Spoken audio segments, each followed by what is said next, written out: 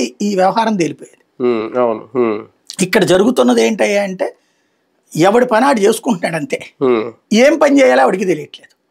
Liquor right. Excise శాఖ మంత్రి గారి డ్యూటీ ఏంటో ఇప్పుడు అంటే జగన్ని ఎక్సైజ్ విషయంలో తిట్టడం, లెక్కర కుంభకోణం గురించి తిట్టడం, లేదా రాజకీయంగా తిట్టడం. ప్రతి ఒక్కడు రాజకీయమే చేస్తున్నాడు.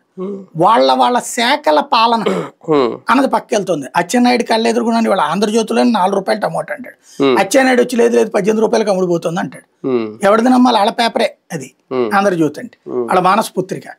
వాళ్ళ బైబిల్, ఖురాను, భగవద్గీత అని చెప్పి ఈనాడులో కూడా రాస్తున్నారు. తక్కువ రేటు 4 రూపాయలు 3 రూపాయలు పలుకుతుంది. ఉల్లిపాయలు పారబోస్తున్నారు, వాళ్ళే రాస్తున్నారు. మరి ఏమైపోతున్నాయి ఇవన్నీ?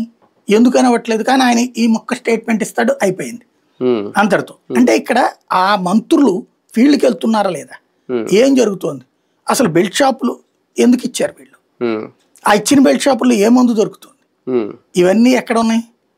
ఇప్పుడు ఒక ఇద్దరిని అరెస్ట్ చేశారు.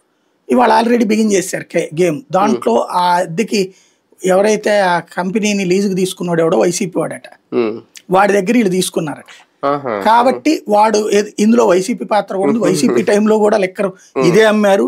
ఆ ప్రభుత్వ మద్యం దుకాణాల్లో కూడా ఇయే పెట్టి అమ్మిచ్చారని జ్యోతి నెక్స్ట్ ఈ స్టోరీని ఎటు టర్న్ చేయాలో రాసింది. దాన్ని ఫాలో బిగిన్ చేశారు. దానికి కూడా లింక్ చేశారు. అప్పుడు ఆయన దాంట్లో విజయవాడ ఎంత బార్లో